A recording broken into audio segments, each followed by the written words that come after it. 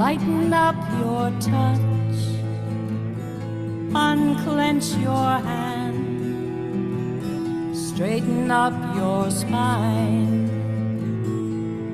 take command, open up your eyes, find your smile,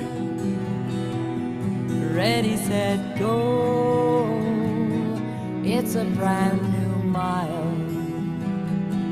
It's a brand new mile, a brand new day. Follow your heart and be on your way.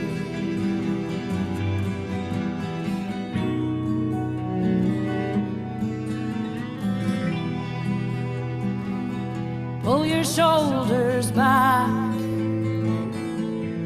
lift your chin, take a breath, time to begin. Hold your head up high, feel the power flow. It's a brand new mile, ready, set, go. It's a brand new mile, a brand new day. Follow your heart and be on your way.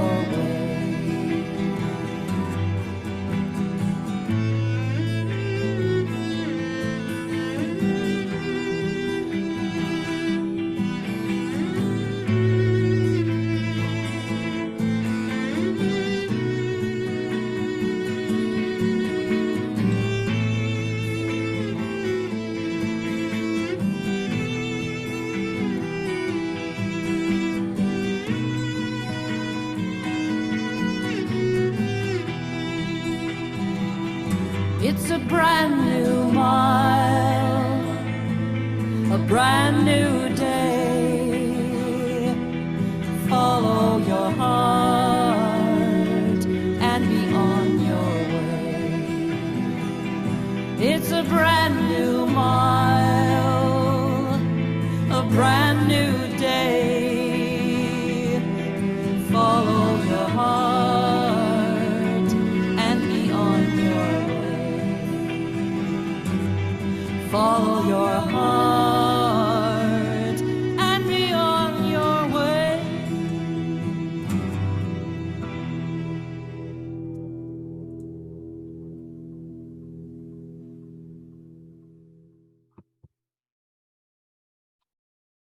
Well, welcome. What could be better than a brand new day and a brand new mile? And this, of course, is a famous 5 Friday. So women have more power and see more opportunities.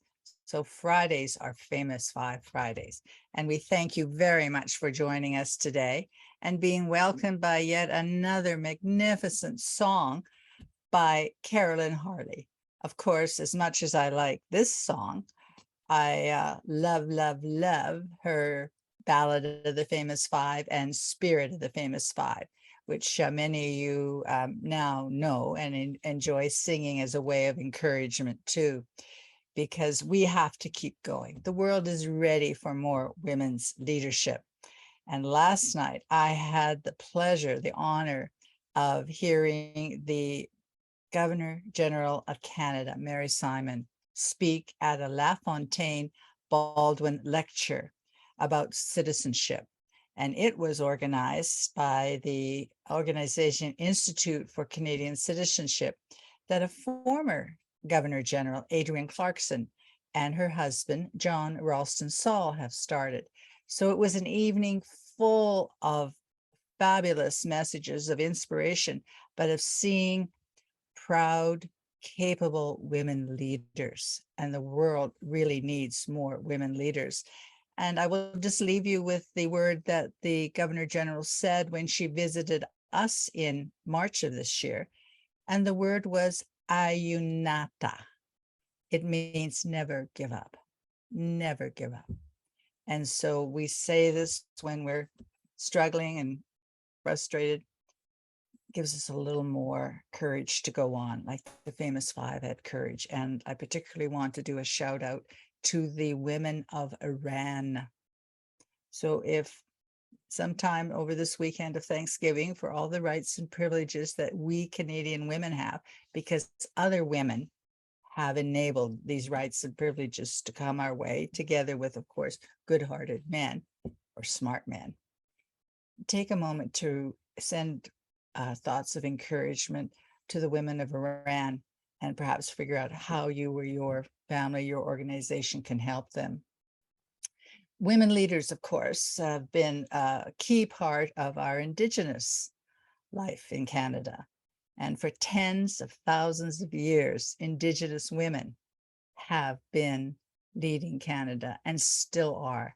And of course, one of the major themes from the Governor General's speech last night was reconciliation. And so this land acknowledgement is in support of reconciliation, because as we now know, reconciliation is going to be a process and something that's going to happen for a number of probably generations. But luckily, there are some fabulous leaders amongst us, many of them Indigenous and many of them young and coming along, and it is up to us to support them. Well, who's been supporting us for a number of years as the Famous Five Foundation? Enbridge has. Enbridge has been our fine partner now for 25 years, and we are most grateful to Enbridge. And at each virtual pink tea, Enbridge sends us one of their female leaders to introduce the panel and to also bring a message. Today we have Lynn McMurtry. Lynn is the manager of internal communications and also corporate citizenship. She leads a team of strategic communicators, event planners, and of course, community investment professionals. Prior to joining Enbridge, Lynn was a reporter, and one of her key focuses was diversity inclusion. Although I'm here in Calgary and you're all across Canada, some of you will be in Toronto, where Lynn is, and she's living there with her partner and two daughters.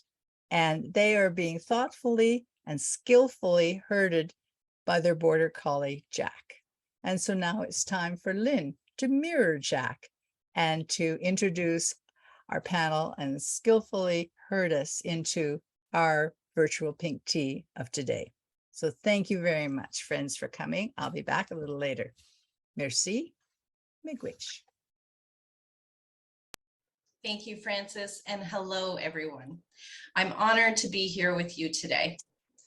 Enbridge exists to fuel quality of life in the communities where we live, work, and operate. We energize communities through the volunteerism and generosity of our employees and through investments and partnerships that strengthen safety, vibrancy, and sustainability. We're also committed to building diverse and inclusive workplaces where people are empowered to bring their true selves to work every day. Enbridge is pleased to collaborate with community leaders and organizations like the Famous Five Foundation to help build capacity and to bring out the very best in people. So now I'm thrilled to introduce today's panel. One glass ceiling that has been completely shattered is the office of Lieutenant Governor of our provinces. 8 of the 10 Lieutenant Governors are women, and today we are very pleased to have one of the former Lieutenant Governors of Saskatchewan joining us. The 19th Lieutenant Governor of Saskatchewan, Lynda Haverstock, grew up in Swift Current and left high school to raise her infant daughter. Returning to school as an adult, Ms. Haverstock earned a PhD in psychology, became the MLA for Saskatoon Greystone, and then a radio host. She also served as a CEO of Tourism Saskatchewan and on major corporate boards. In 2005, Lieutenant Governor Haverstock oversaw Saskatchewan's centennial celebrations, which involved several official and working visits by Queen Elizabeth II and members of her family. This provided many opportunities to interact with the Queen and her family, as well as to evaluate the relationship between the Crown and Canada. In 1953, Clarice Siebens of Calgary was one of 51 lucky girls from across Canada chosen to attend the Queen's coronation, thanks to Loblaws owner Garfield Weston. The talented actor and generous arts supporter says that trip literally changed her life. As the Alberta Bureau Chief for CTV National News, Janet Dirks has also studied our former monarch, her family, and the monarchy over the years. In addition to her journalism training and expertise, her perspective is also based on her legal training as a lawyer. This award-winning journalist admires the teamwork that was clearly evident between Queen Elizabeth and Prince Philip, and is pleased to report that she saw evidence of the same fine partnership with the new Prince and Princess of Wales. And so, to learn more about Queen Elizabeth, her relationship with Canada, and why lieutenant governors are critically important to Canada's democracy, it's over to you, Janet. Thank you so very much, Lynn. I very much appreciate your very generous introduction. So thank you, Lynn. And thanks to all of you for joining us today on this Friday for our virtual Pink Tea. I'm so pleased to be here with Lynda Haverstock in Saskatchewan and Clarice Siebens also in Calgary, as we discuss encounters with the Queen, lessons learned from the Queen, and the role of a constitutional monarch. I couldn't think of two better people to discuss this with. So I'd like to begin by asking you, Lynda, as Lieutenant Governor of Saskatchewan, you met the Queen on a few occasions. Can you take us to when you first met her at Buckingham Palace and explain what that, or tell us what that was like?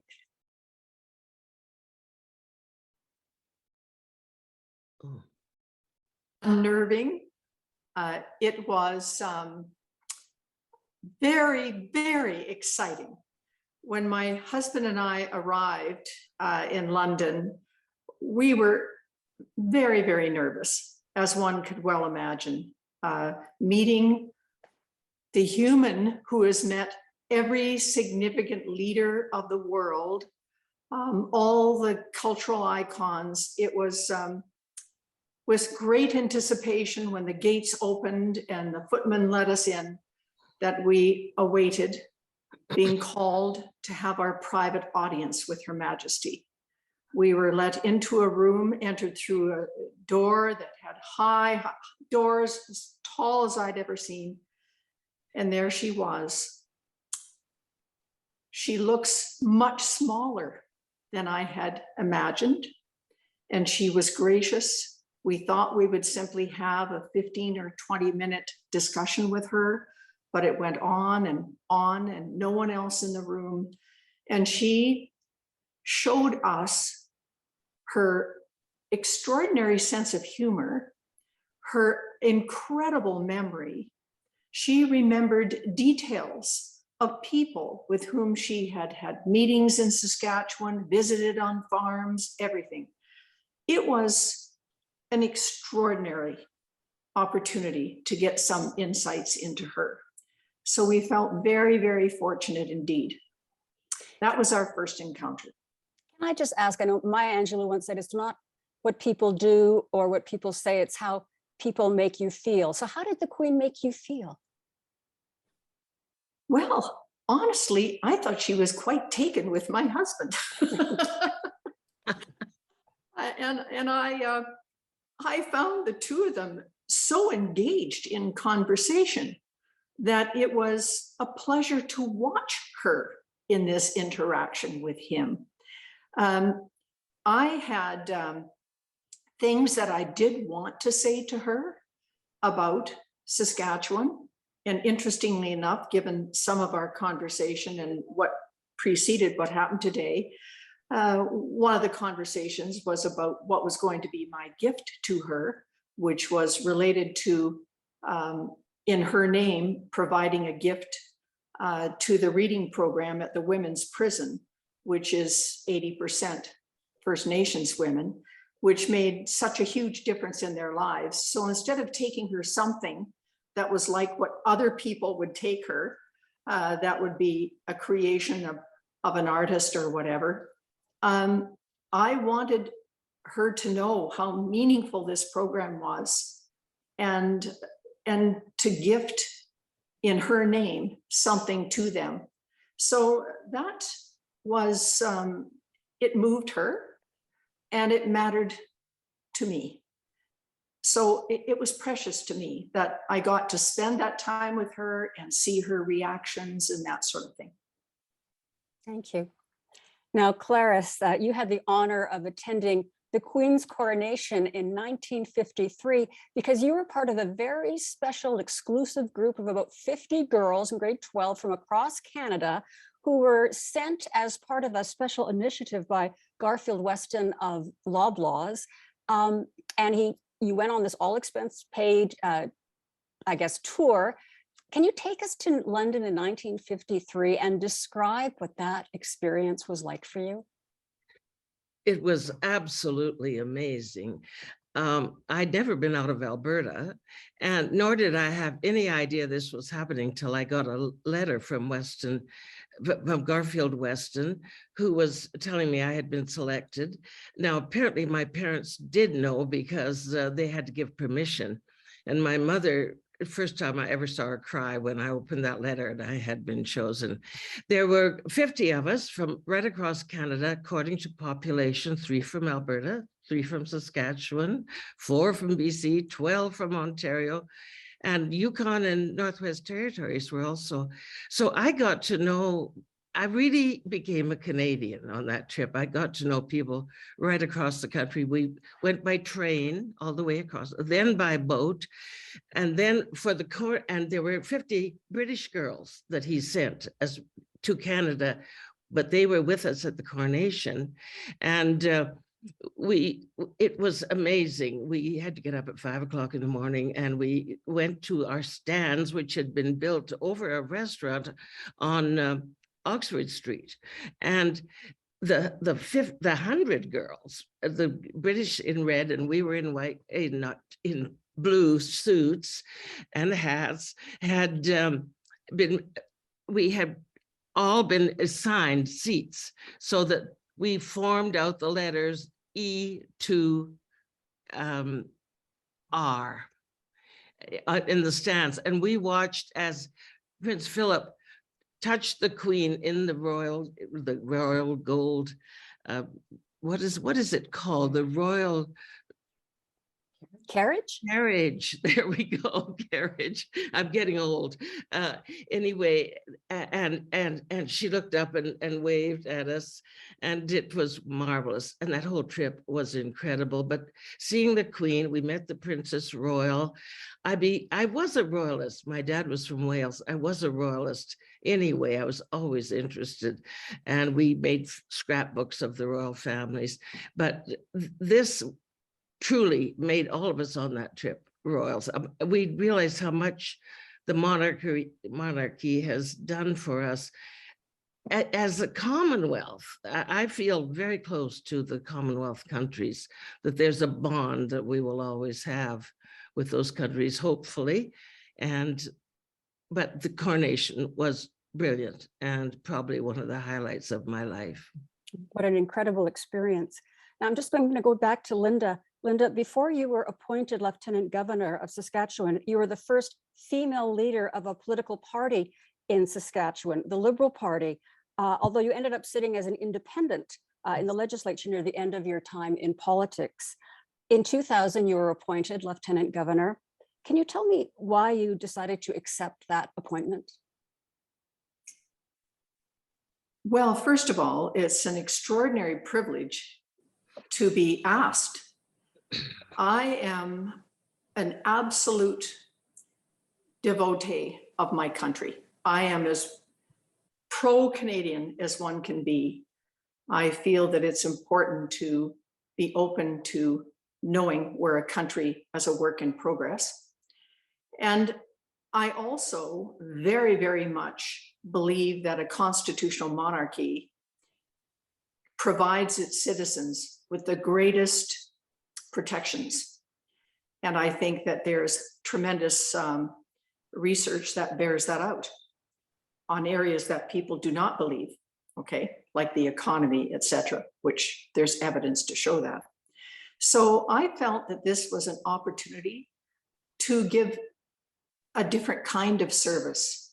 Sitting as an independent in the legislature for 4 of my years there simply reinforced in me the need to have people be much more collaborative and rather than partisan.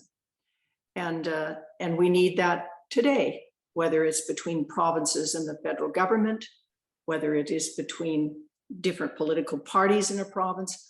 It's not going that direction, but it certainly underlined things for me.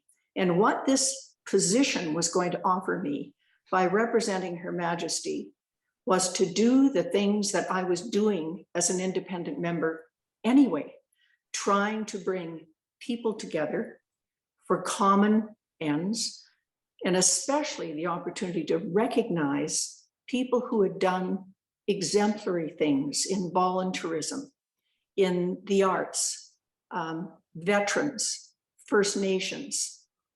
Everyone would be I would be in a position to be a part of allowing them to be celebrated. The other part to this, and then I'll end, is the constitutional part, because everyone talks about the ceremony of it all and does not talk about the Constitution. Being a strong Canadian, I think we need to know much more about our Constitution, because there are people in positions of power today who are suggesting they will do things that completely undermine our Constitution. So if you're not familiar with it and there's no position in place to protect constitutional rights, this is not good for anyone, and especially the people. Can you explain, Lynda, what a constitutional monarch is, a constitutional monarchy? Yes. The Constitution is simply a set of rules that any country puts in place, okay?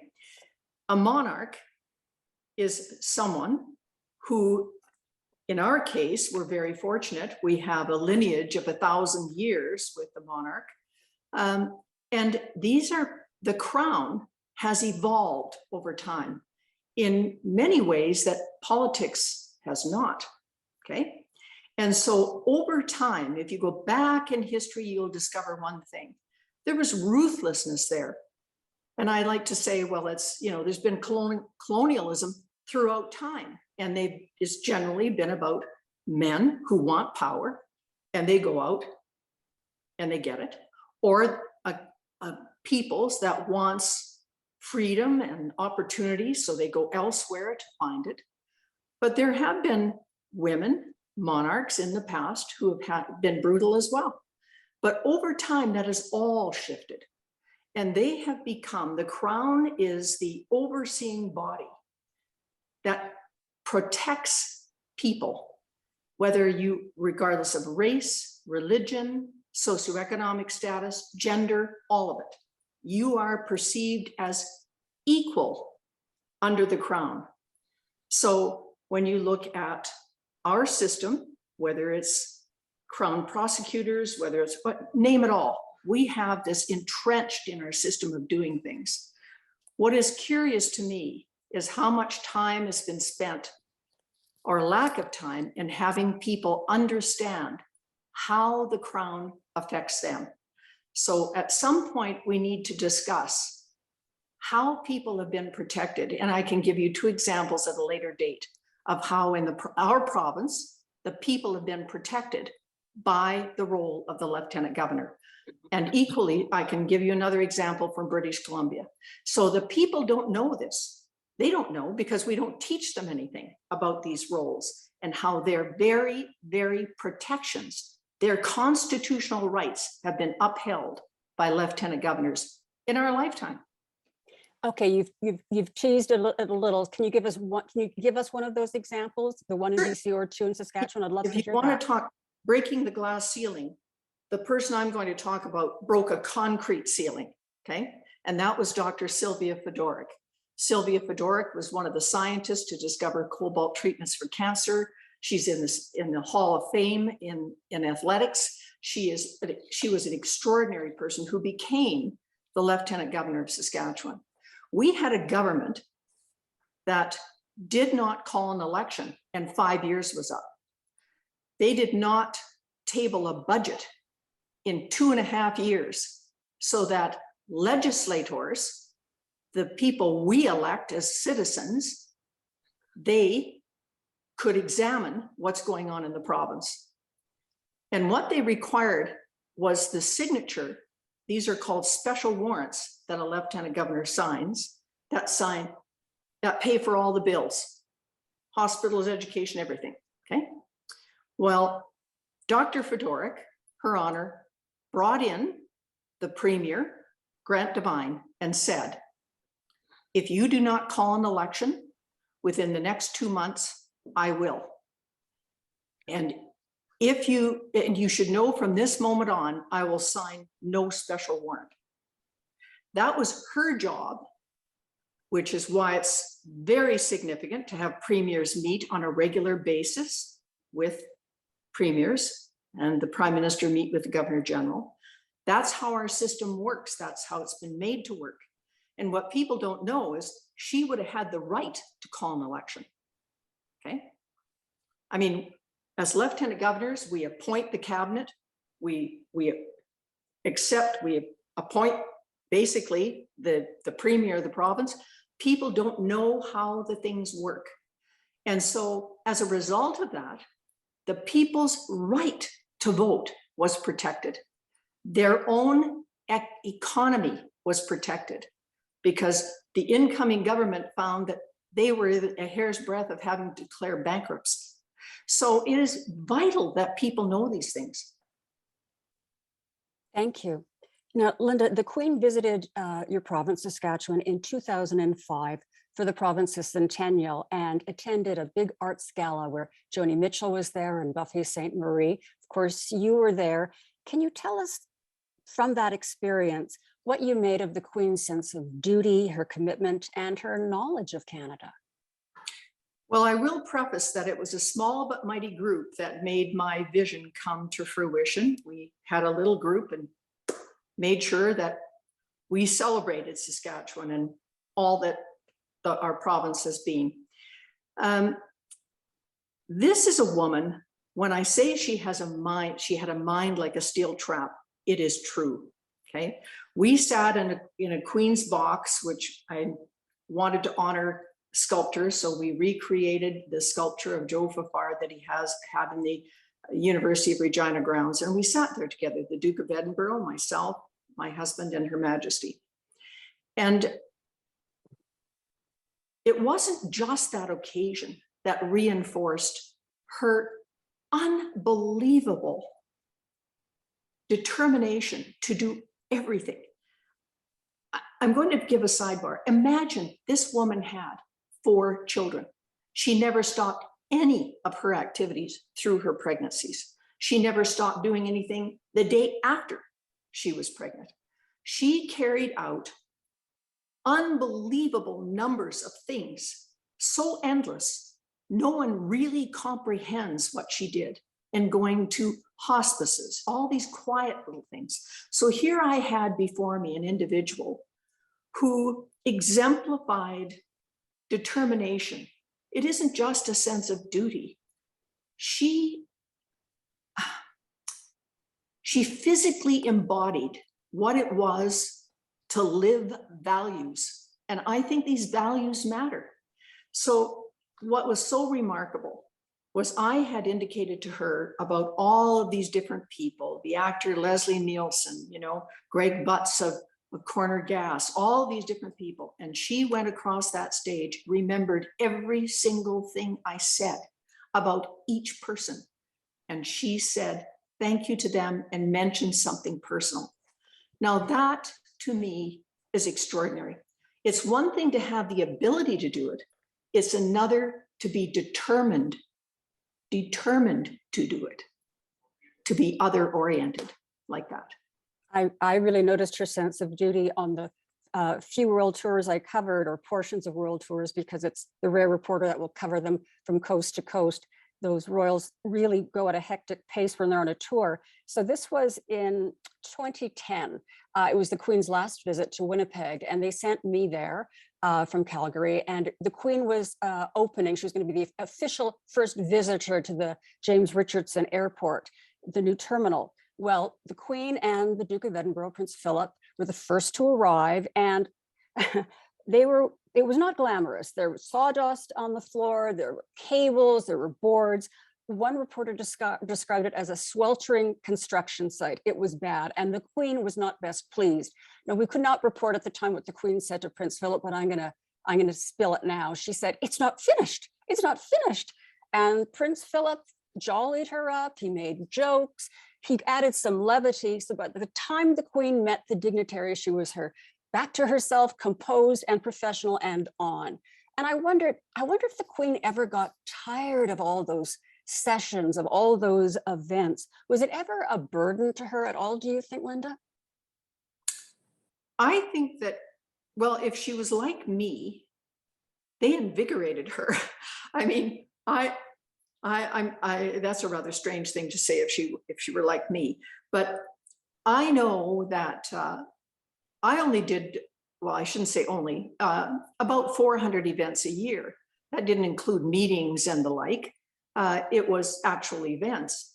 And I can tell you that I was invigorated by each one. Just when I felt I had nothing else left to give, I would walk in and suddenly realize what a marvelous opportunity this was to be at this event with these people. Even if it were to go in because someone was having a 100th birthday, and this individual was very, very committed to the crown and all sorts of things, and everything was so, I don't know how to say it, but I know that there have to have been many, many times when, especially when her life didn't stop, there were real challenges in her life, but she made others be more important than herself. And I think that there were instances where I saw what a role the Duke of Edinburgh played in her life, because he had such an amazing sense of humor. And the things that he would say to, there were protesters about killing bears at one place. And I mean, the way in which he dealt with it was so humorous that she would just chuckle. You could see the levity in her because of him. And so I think that they were so well matched. She loved him since she was a child. And I think that, the two of them made an incredible, incredible pair. A wonderful team. I'd like to ask Clarice about an experience you had with the Queen. We're now jumping to 1988 from 1953. So the Olympics, the Winter Olympics, were in Calgary in 1988. And you met the Queen after that in, I think, June of 1988 in London.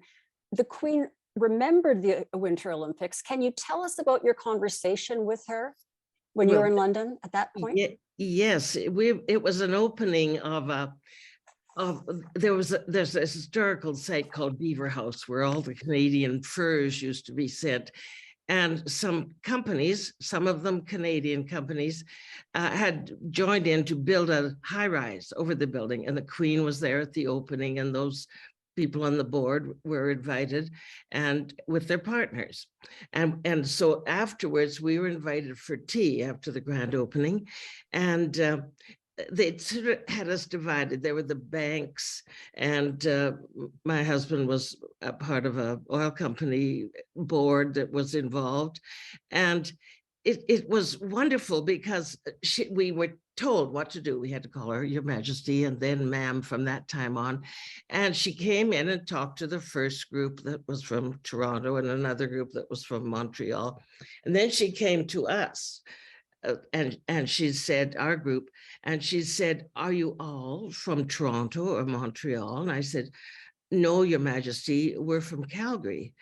And she came right over to me, almost conspiratorially, and and Philip was right behind her. And she said, I've been wanting to talk to somebody from Calgary. Were you involved with the Olympics? And I said, yes, pretty well everybody in Calgary was. And she said, well, do you know who I mean when I say our Eddie? I said, oh, yes, Eddie the Eagle.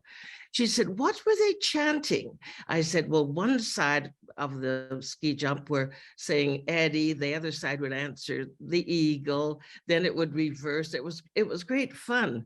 And she said, well, were they making fun of him? I said, no. She said, are you sure? And I said, oh, yes, we all thought he was amazing.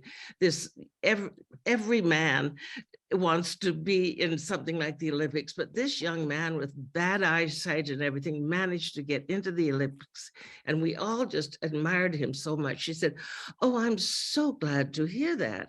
We were quite concerned about it. Then I started to tell her about the coronation, and then her husband, nobody would touch her, but we had chatted also about, was this the only reason I was there? And I told her some other things. And anyway, we just were having this little chat. And so she said, oh, I'm sorry, I have to leave. And you were at my coronation. I said, yes. And I told her about the Weston family a little bit. And so he touched her and she went on. And one of the ladies in our group, who was from Toronto, said, we had 3 cups of tea while you were chatting with the Queen.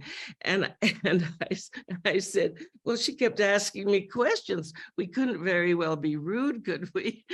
Of course not. That's my The Queen was experience, clearly but it was captivated by you, Clarice. That's it was just- wonderful. well, I was captivated by her. She was just so intensely interested in everything and wanted to know, and it was serious. And Philip was right in there listening. So they'd obviously watched the Olympics, and she's an amazing person. And I also think Charles will be a good king. We're going to speak about by that. the master. Yes, we're going to speak about that in a few minutes. But first, we're going Okay. to answer some questions from 2 girls who are students at King David High School in Vancouver. We always do this at these virtual teas. Now, Hannah is in grade 11 and she's interested in psychology. Your question, please, Hannah.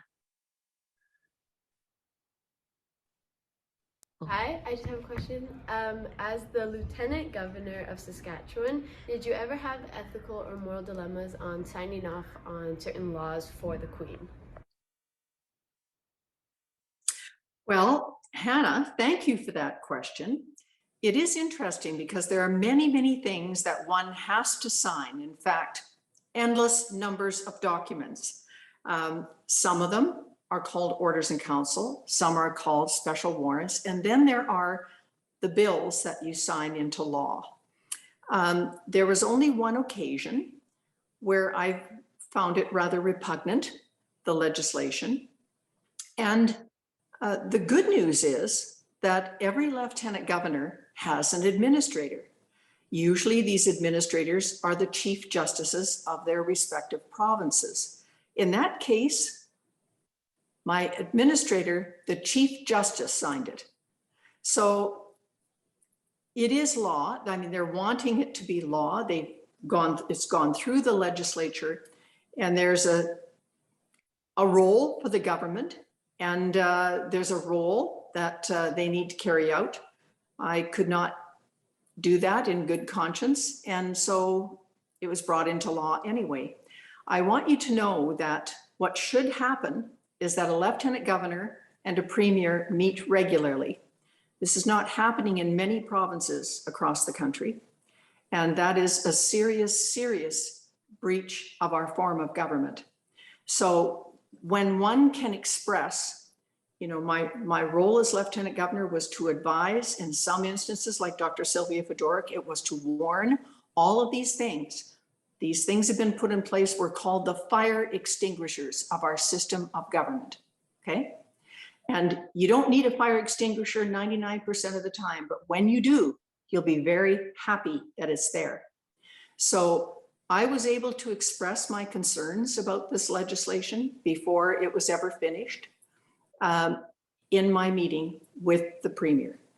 But it came forward anyway, and I managed to be out of the province, and the Chief Justice signed it. Well, thank you, Lynda, and thank you, Hannah, for that question. Now it's Mari's turn. Mari is a singer and a dancer, and she hopes to attend university in California to study business. Mari, what would you like to know? Hi, my question is, what do you think the monarch's role should be in the Truth and Reconciliation in Canada? Thank you.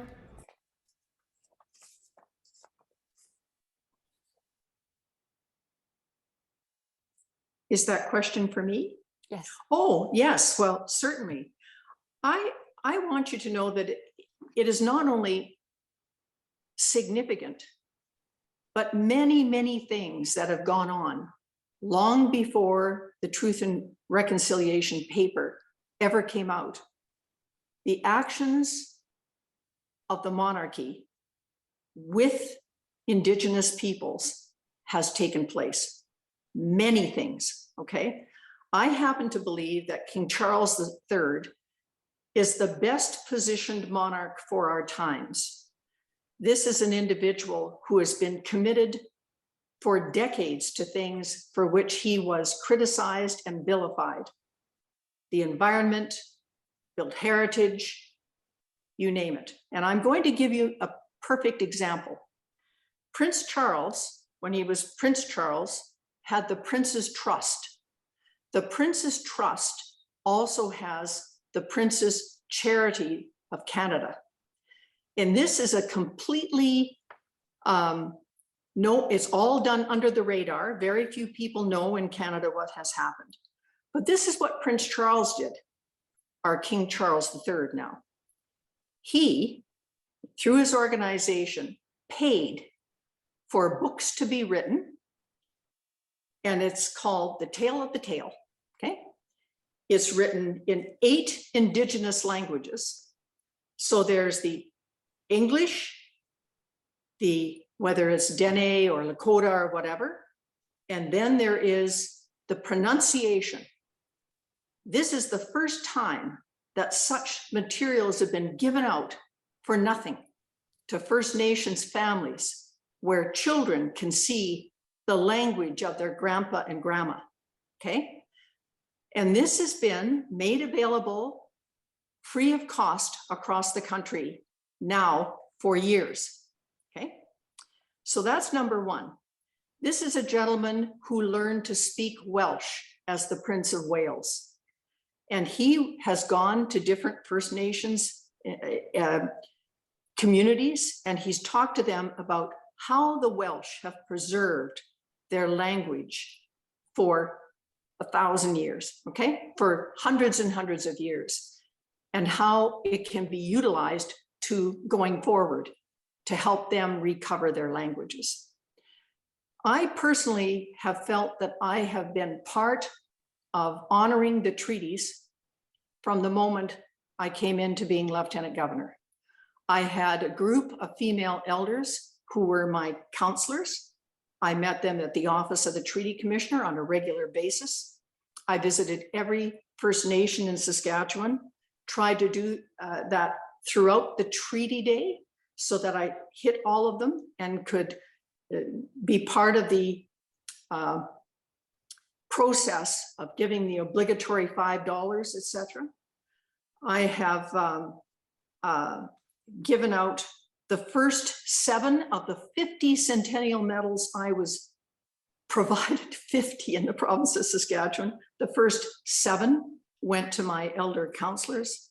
And probably what matters most in the long term for me is I was told by Indigenous leaders in the North that the single most important thing they needed was help with animals, with dogs that were attacking children, packs of dogs, not the economy, not housing, but dogs. And so I spent a long time organizing, getting a northern spay and neuter program, which is going to this day. So that is amongst the many things. So I think that we have a role to play. And I think that it's more important in some ways to have an individual who represents another individual, the institution, if you will, of the Crown, that has no agenda. We have no agenda by all of the things that we bring out. Politicians do things often to get a result, not necessarily for the people at large. But our initiatives are done, I think, with very, very good intentions. Thank you, Lynda, and thank you, Mari, for that question. We were speaking about Prince Charles, and in 2016, I got to cover Kate and William's tour, part of their tour when they went to Whitehorse. And they also went to a community called Carcross, and there I interviewed First Nations carver who had given then Prince Charles a sculpture 15 years previous, and he was very excited about meeting Prince William, now the Prince of Wales. And I asked him why he was so excited, and he said he just adored Prince Charles and how much knowledge Charles had about First Nations art and about his carving and about First Nations histories, that he was just bowled over by that. And he was not a person, this artist, to be a gushing or fawning person. So when he said Prince Charles was incredible and I so enjoyed meeting him, I was taken aback, and I thought, I have to reevaluate Prince Charles. I think I've been judging him for some other things. This made me look at him in a new way. So asking you, Lynda, what do you make about now King Charles and how he will be the new monarch? How will he perform his role? I really believe that this could be a true guide for our world, which is, in many ways, there's just nothing but turmoil and chaos, okay? In many, many parts of the world, the constancy of the crown matters so much, and showing what he knows. I mean, I want to tell people about a book he wrote, which is also a documentary. It's called Harmony. So he has been so devoted to the environment for so long, so understanding, probably one of the most knowledgeable people on the planet regarding organic agriculture. His entire place called High Grove does nothing but grow things, they put things online to teach people how to do things organically. It's sustainable because they sell all the goods from there to people. And what is amazing, he said, well, why do people keep saying, well, we can't do that because it'll ruin the economy? Well, we can't do that because it'll ruin the economy. He said, we live in one ecosphere. So let's create and give value to the things that matter, like clean air, clean water, healthy soil, all of these things that now young people realize the future they're going to inherit, okay? And what he did was write this book that gives values to each one of these things. So he said, we can look at the whole equation. We can say, let's allot this amount to having clean air, so our health is not compromised, okay? Because if we don't, this is what it would cost us in healthcare for people to be breathing bad air. And let's allot something to good soil, okay? Because if we don't have good food, this is what it's going to do, okay?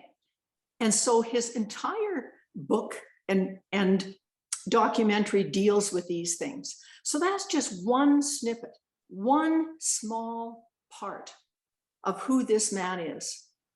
And I say to people, do not be taken off on some strange path in your view of him, because it is not fair and just for anyone to be judged on a particular instance or period of time in your life, regardless of what it is.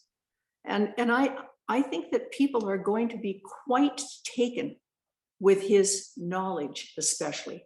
I was so privileged to host 5 royal visits in 6.5 years, and I got real insights into him. I went in with an open mind, and he very, very much impressed me. Clarice, you met Prince Charles as well. How do you think he will fare as king? Clarice? Oh, Lynda has said it. I think he's going to be a marvelous king. And because he's ahead of ahead of most of us in getting into the environmental things and doing something about it personally. But when I met him, this was just happenstance. My dad is from Wales, so he's been a royalist for a long time, and we were. So in 1977, we went out to Blackfoot Landing, I think it was called. It's on. I've got it. It's the Siksika peoples and First Nations, and it was the anniversary of some treaty he had come out for, and he was in a teepee, and there were a lot of people around, and it started to have one of those Alberta days where it just suddenly started to rain and hail and everything, and the teepees that they had out that they were signing these things in started to blow over. So they were rushing out with Charles to get him out of there. And I guess there was a building somewhere. I don't remember that. And he saw that there were about 5 or 6 of us or 8 left. We were still waiting. And I had wrapped myself in a towel. And he looked and he said, "Stop, I've got to see these people." And he came over and shook each of our hands. And then he said, "Is the weather always like this?" And I said, "Well, we have a saying in Alberta, if you don't like the weather, just wait a few minutes." And he laughed and he said, "Well, that seems the case." And then the teepee blew over and they took him off. But I just was so impressed that he stopped, was getting wet like we all were, because he saw these people that were waiting. I think he's an amazing man. I really do. I think he'd be a great king.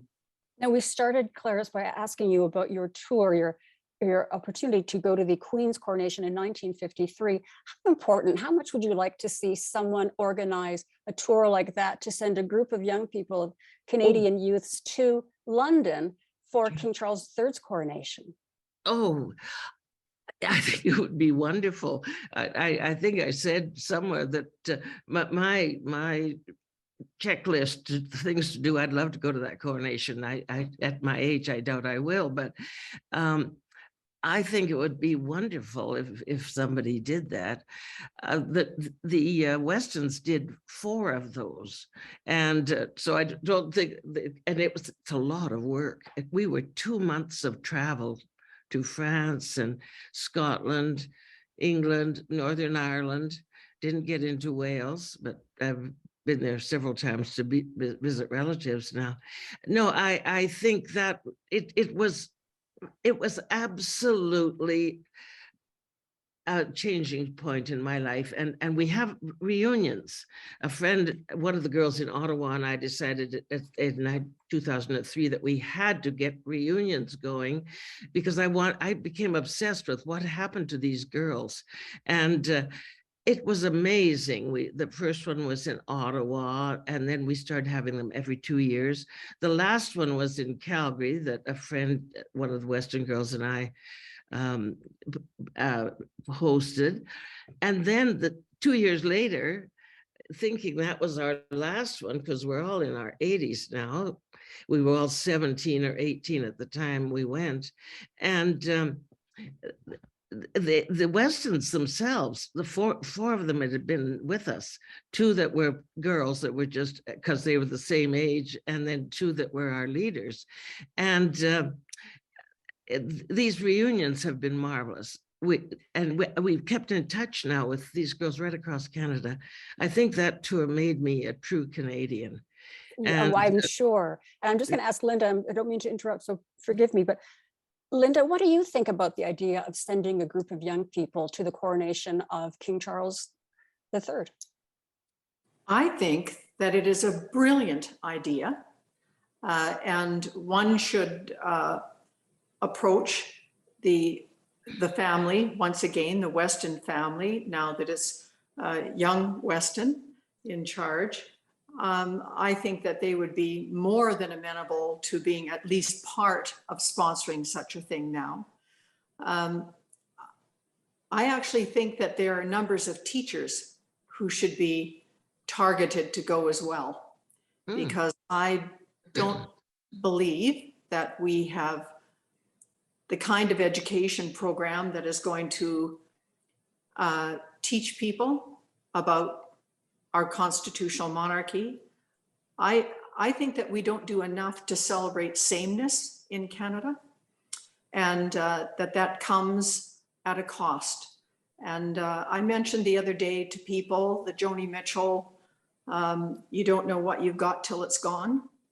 And we will be very, very sad indeed. It'll be a very sad day if Canada is not strengthened. And that means by looking at the things that we all want.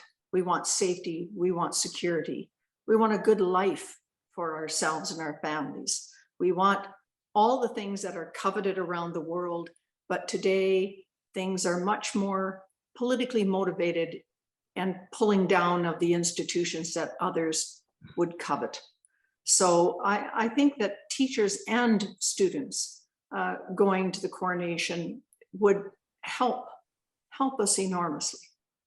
I think you both would be excellent consultants for such a tour. I think Frances would like to join us now. Frances?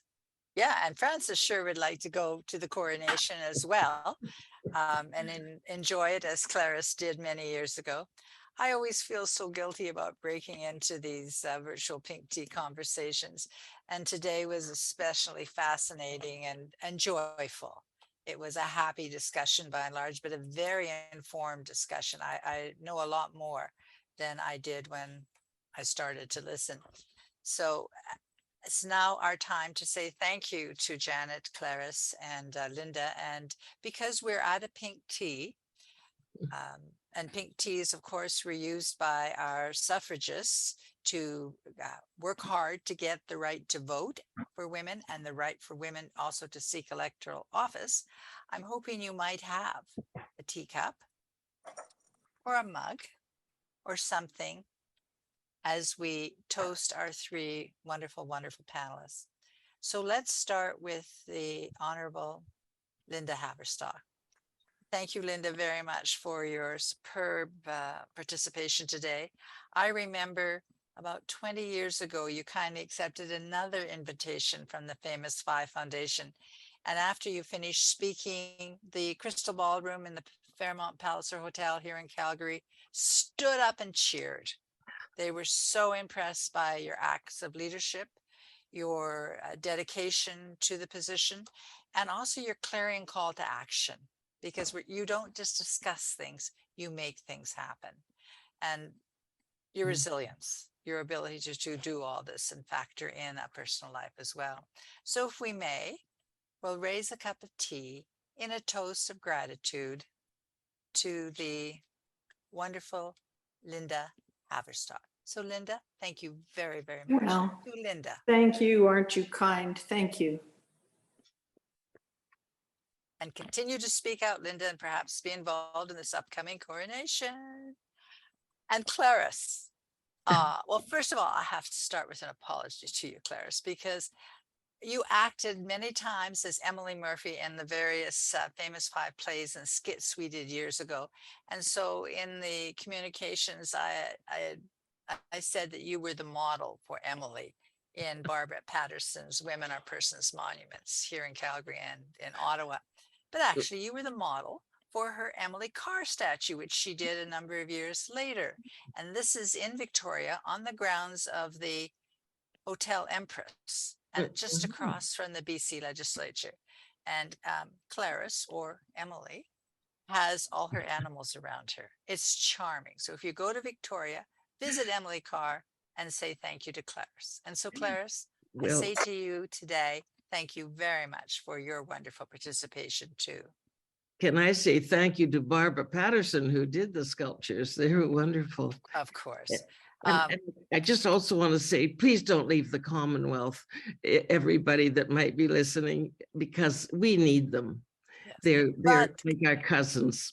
But Clarice, we're going to evolve the royal anthem, aren't we? And we're going to sing, instead of long to reign over us, you and I invite others to sing words such as long to remain with us, long to grow old with us, long to evolve with us, but no more reigning over us. And one of the reasons this conversation went so smoothly was because of Janet Dirks. this award-winning journalist has obviously skills that have brought Canadians the important messages of the day. And then she's able to bring a charming conversation that covered key points for us to think about too. So Janet, I thank you very much on behalf of the Famous Five Foundation and all of us out here in TV or Zoom land. Thank you very much, Janet. To Janet. Thank you for inviting me. It was my pleasure. Thank you especially for your pink teacup. And before the three of the wonderful Canadians disappear, let's toast to the young people that we had on today, because Hannah and Mari asked fascinating questions. And our thanks also to Lynn McMurtry for bringing us a message from our sponsor, our presenting sponsor. So to Hannah, Mari, and Lynn, thank you very, very much. We encourage you to continue to feel equal to high and splendid braveries. And now, while I bring some Famous Five news, and before some Famous Five news, which includes, I hope you all have received a link to the Après Pink Tea, which we're going to have in just a few minutes after my brief report. Either check in your inbox to see, oh yeah, I see I got a link, or in the chat room and click on that just in 2 or 3 minutes, because we're so lucky. Janet, Lynda, and Clarice are going to join us for some question and answers and compliments. So my thanks to Janet, Clarice, and Lynda for a really enjoyable and informative virtual pink tea. So ladies, if you'd like to mute your mics or turn off your video, you're welcome to do so, because I would like very much to invite whomever is in Calgary or the Calgary area to come and visit us in person, just a few steps away from the Women Are Persons Monument, in the Fairmont Palace Hotel, in the Crystal Ballroom where Lynda spoke, and celebrate the 93rd anniversary of the Persons case. October 18th, 1929 is the date. We're celebrating it on Sunday, October the 16th, and tickets are still available. You'll meet some remarkable leaders in Calgary, female leaders in Calgary, including the former Lieutenant Governor Lois Mitchell, as well as 3 of our 5 fabulous 5. This is the 5 women that serve on the Calgary City Council will be in attendance too, plus other leaders from the arts, from business, from sports. So October 16th, a real in-person pink tea. Please join us. And if you're in Edmonton, the Famous Five are going to be there only for this weekend. So they're on the 5th floor of the legislature. So please do go visit them and say thank you and goodbye as they make their way to Ontario. And after October 18th, you can visit them in the Ontario legislature. We're not quite sure where specifically in Queen's Park they will be, but we'll be able to tell you that in just a little while. So that's in Toronto. Our next virtual pink tea is hopefully going to feature the women who have led the campaign to keep Canadians safe during the pandemic. So that will be November the 4th. So our last pink tea toast is to each and every one of us, because Canada needs each and every one of us. And Canada particularly needs women's leadership. I don't want to end on a negative tone, but when we think of Hockey Canada, how much better it would be if there were more women involved.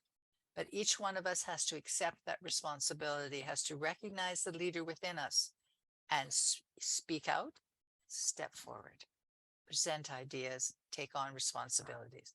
So to each and every one of us, let's pay tribute to our leader, to our leadership. So shoulders back, deep breath, and in a strong, clear voice, say to yourself and to others, to me, I'm a leader too. So a toast, to me, I'm a leader too. So thank you very much, everybody, for being with us today. It was a fabulous Famous Five Friday. Thanks again to Her Honor Lynda Haverstock, to the amazing Clarice Siebens, and to the really impressive Linda Dirks, and everybody else who helped make this a wonderful event. And of course, to all of you who join us on a regular basis. We'll see you in November, on November 4th. So thank you. Merci. Miigwech.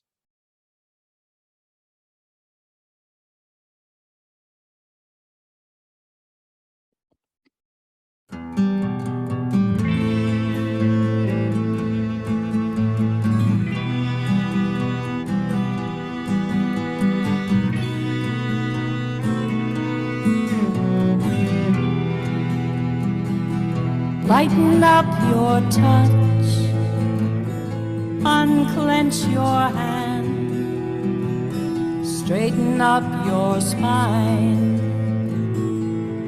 take command, open up your eyes, find your smile,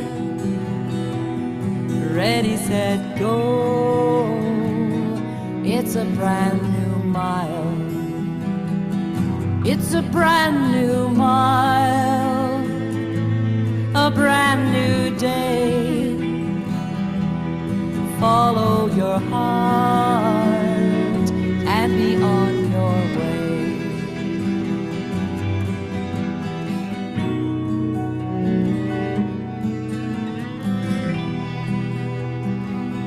Pull your shoulders back, lift your chin, take a breath, time to begin. Hold your head up high, feel the power flow. It's a brand new mile, ready, set, go. It's a brand new mile, a brand new day. Follow your heart and be on your way.